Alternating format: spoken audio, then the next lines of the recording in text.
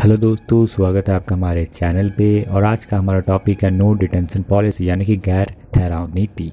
तो आज के इस वीडियो में हम जानेंगे इस पॉलिसी के बारे में, इस पॉलिसी के क्या क्या एडवांटेजेस थे और क्या क्या डिसएडवांटेजेस थे। तो चलिए स्टार्ट करते हैं हमारा आज का वीडियो। नो डिटेंशन पॉलिसी को शिक्षा के अधिकार अधिनियम 2009 का अहम हिस्सा माना जाता है। अधिनियम के जरिए सरकार ने 6 से 12 वर्ष की उम्र के बच्चों के लिए अनिवार्य और मुफ्त शिक्षा का प्रावधान किया है। साथ ही साथ बच्चों को 8वीं 1 से लेकर 8वीं तक फेल ना करने का नियम बनाया गया है।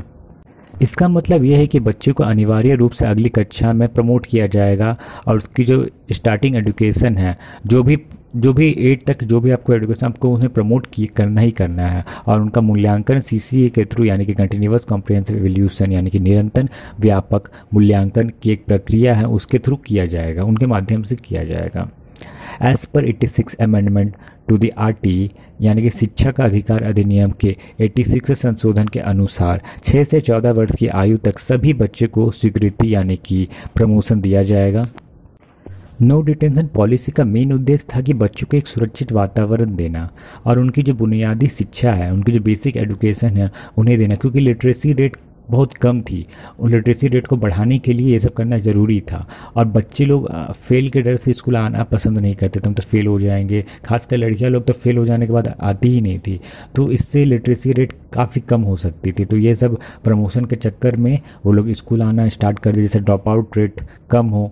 तो ये सब करने के लिए ये सब किया गया था। और बच्चों के आत्मसम्मान को नुकसान पहुंचाए बिना शिक्षा प्रदान करना और इससे जुड़े सामाजिक कलंक को कम करना ही इस पॉलिसी का मेन उद्देश्य था।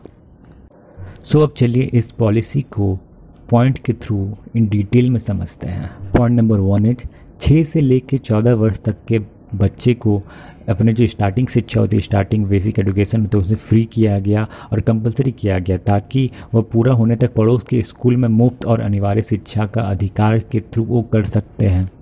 पॉइंट नंबर 2, प्राइवेट स्कूल यानी कि निजी स्कूल में यह नियम बनाया गया कि 25% तक आपको जो वीकर सेक्शन के लोग हैं उन्हें एडमिशन देना पड़ेगा, जिनका पैसा गवर्नमेंट देगी। Donation and capitalisation fees are not allowed, जो दान होता है और जो डोनेशन ली जाती है वो सब अलाउ नहीं किया जाएगा।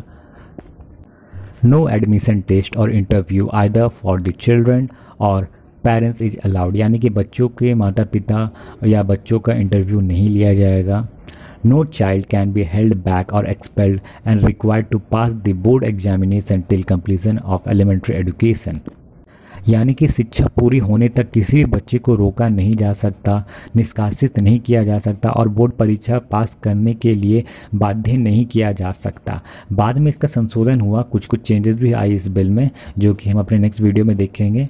There is a provision for commission to be established to supervise the implementation of the act, यानी कि अधिनियम की कार्यवाही की निगरानी के लिए आयोग का गठन करने का प्रस्ताव रखा गया। Fixed student and teacher ratio are to be maintained, मतलब एक ideal teacher student ratio maintain करने को कहा गया। All schools have to adhere to rules and regulation laid down in this act, which a 3 years moratorium period has been provided to school to implement all that is required of them. If they fail to adhere to the act after the moratorium period, they will not be allowed to function, यानी कि सभी school को इस अधिनियम के निर्धारित नियम के अनुसार चलना होगा। अगर ये स्कूल ये सब फॉलो नहीं करता है तो उनके प्रति कार्रवाई होगी या स्कूल को फंक्शन करने की इजाज़त नहीं मिलेगी। Norms for the teacher training and qualification have been clarified in this act, यानी कि अधिनियम के अनुसार शिक्षकों को परीक्षण और योग्यता के अनुसार काम करने का बहुत सारा उनके बारे में भी इसमें कहा गया था। All school except private unaided school are to be managed by school management committee with 75% of parents and guardian as member, यानी कि स्कूल मैनेजमेंट कमेटी में कहा गया कि 75% एज ए पेरेंट्स को अभिभावक या उनके सदस्य होंगे, ऐसा इस पॉलिसी में कहा गया था। Reasons why non detention policy supported, यानी कि ऐसा क्या था जो इस पॉलिसी को सपोर्ट किया गया, या आप कह सकते हैं इस पॉलिसी की एडवांटेजेस क्या थी। Point number 1 is increase in student enrolment, यानी कि छात्र नामांकन में वृद्धि। ऐसे बच्चे को तो फेल किया नहीं जा रहा था, फ्री एजुकेशन मिल रहा था, तो पेरेंट्स भी भेज दे रहे थे क्योंकि बच्चे को फेल नहीं किया जाएगा, फ्री एजुकेशन मिल रहा है तो कुछ तो मिल ही रहा है, तो ऑब्वियसली नामांकन में वृद्धि हो रही थी। तो ड्रॉप रेट्स जो हायर ड्रॉप रेट थे वो सब घट रहे थे, तो ये एक फ़ायदा दिख रहा था। Point number 2, children might remain in school long enough to earn sustainable livelihood. बच्चे लंबे समय तक स्कूल में रह के एक स्थायी आजीविका अर्जित कर सकते थे। Point number 3, encouragement to learn regional language and vocational skill, यानी कि क्षेत्रीय भाषाएं और व्यावसायिक कौशल सीखने के लिए उन्हें इंकरेजमेंट मिल रहा था।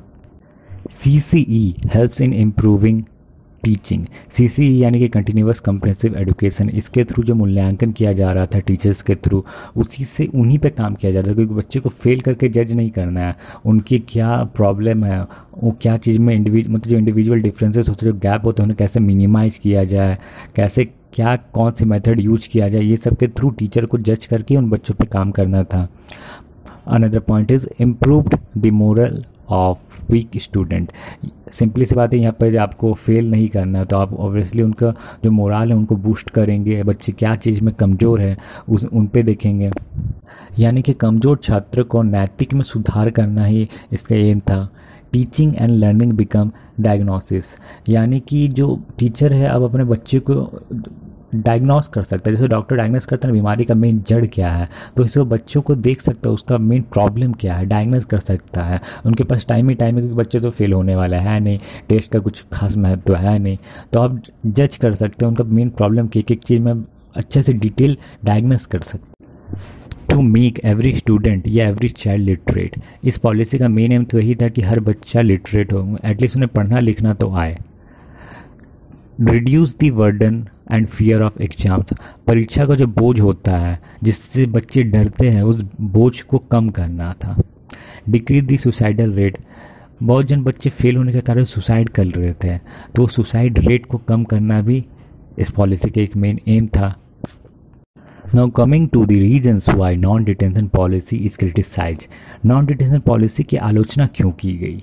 Number 1, negative impact on the standard of education, इससे जो क्वालिटी ऑफ एजुकेशन था वो गिर रहा था, क्योंकि बच्चे जब तक बच्चे में डर ही नहीं रहेगा कि हम क्यों पढ़ रहे हैं, मुझे पास होना ही है, कुछ भी पढ़ो ना पढ़ो मैं पास तो हो ही जाऊंगा, तो वो सब डर ही ख़त्म हो रहा था। और टीचर लोग भी उतने नहीं कुछ खास इंपॉर्टेंस दे रहे थे एजुकेशन को, कोई बच्चे को तो पास होना ही है, तो वो जो क्वालिटी एजुकेशन था वो डिग्रेड हो रहा था। Point number 2, no reward for hard work, जो कंपटीशन थी वो ख़त्म हो चुकी थी, स्पून फीडिंग हो चुका था, इतना पढ़ लेना पास हो जाओगे, इतना कर लेना हो जाएगा, इंपॉर्टेंट क्वेश्चन बता दिया जाता था, ये सब पढ़ लेना, क्योंकि फेल तो करना नहीं है, तो टीचर क्या करेंगे, तो कंपटीशन था ही नहीं, तो ये भी अब बिना कंपटीशन के स्कूल में आई डोंट थिंक पढ़ाने में मज़ा भी आएगा।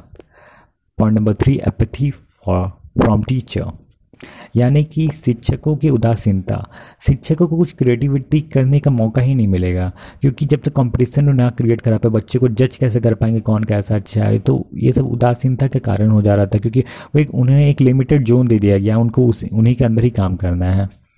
Point number 4, dark future of student, बच्चे लोगों के फ्यूचर के साथ खिलवाड़ हो रहा था, क्योंकि बच्चे को जब तक एक सब मतलब एक पीछे से धक्का नहीं मिलेगा कि आपको पढ़ना पड़ेगा तभी आप पास होंगे, तो ये सब जब तक नहीं मिलेगा वो तब तक अपनी क्या बोलते हैं सपने से नहीं जगेंगे, तो उन्हें धक्का देना भी ज़रूरी था और वहाँ मिल नहीं रहा था। Point number 5, will affect the women empowerment programmes, ऐसे तो हम हमेशा वुमेन एम्पावरमेंट की बात करते हैं, बट महिला शक्तिकरण का अगर हम बात कर रहे हैं तो महिला को पढ़ा लिखना होना चाहिए। बस ऐसे लिटरेट तो बहुत कोई है, ऐसा आप देखने जाएंगे इंडिया में बहुत लिटरेट बोला जाता है 80% लिटरेट 70% लिटरेट, बस लिटरेसी रेट हमेशा जज नहीं किया जाता। पढ़ा लिखा पर होता है ना, पढ़े लिखे गंवार भी है। पढ़ाई लिखाई तब होता है जब आप उसकी सोच भी अच्छी हो, पढ़ना लिखना के साथ साथ आपकी सोच भी आना चाहिए। नॉलेज हर कोई गेन कर लेता, पर नॉलेज का सही इस्तेमाल करना भी आना चाहिए। तो वही होता है वुमेन एम्पावरमेंट के बारे में, यानी फीमेल के बारे में, फेमिनिज्म के बारे में इतना जब कहा जा रहा है तो फीमेल को भी उस कैटेगरी में होना चाहिए। बस रोट लर्निंग करके या एग्ज़ाम पास करके आप नहीं हो सकता, आपको प्रैक्टिकल नॉलेज भी अच्छा होना चाहिए, और वो आपको इस पॉलिसी में नहीं मिल सकता था। Point number 6 is zero academic outcomes, यानी कि जो एकेडमिक्स आउटकम थी वो टोटल जीरो थी, वहाँ से कुछ फ़ायदा मिल ही नहीं रहा था। एकेडमिक्स में जो भी कुछ कंपटीशन ही नहीं है तो ऑब्वियसली जीरो ही होगा। Point number 7 is wastage of resources, जितने भी रिसोर्सेज थी लाइक लैब के रिसोर्सेज, लाइब्रेरी, वो सब तो पूरा वेस्टेज थे। कोई बच्चे को अलग अलग बुक्स से जाके कुछ न्यू नॉलेज प्राप्त करना, कुछ अगर प्रोजेक्ट मिला तो कुछ अपने तरफ से कुछ क्रिएटिविटी लगाना। वो क्यों क्रिएटिविटी लगाएंगे जब उन्हें मालूम है पास हो ही जाएंगे, तो क्यों क्रिएटिविटी, अपना दिमाग वेस्ट क्यों करे हो। तो वो सब जो स्कूल के जो रिसोर्सेज थे, लाइक लैब हो गया और लाइब्रेरी हो गया, तो सब वेस्ट जा रहे थे। तो ये सब रिसोर्सेज थे जो वेस्ट हो रहे थे, तो ये सब के चलते ये पॉलिसी को क्रिटिसाइज किया गया। तो दोस्तों ये था हमारा आज का टॉपिक। होपफुली आपको ये वीडियो पसंद आया हो। अगर ये वीडियो पसंद आया हो तो प्लीज़ इसे लाइक, शेयर एंड सब्सक्राइब जरूर कीजिएगा। Thank you for watching, keep learning, thank you.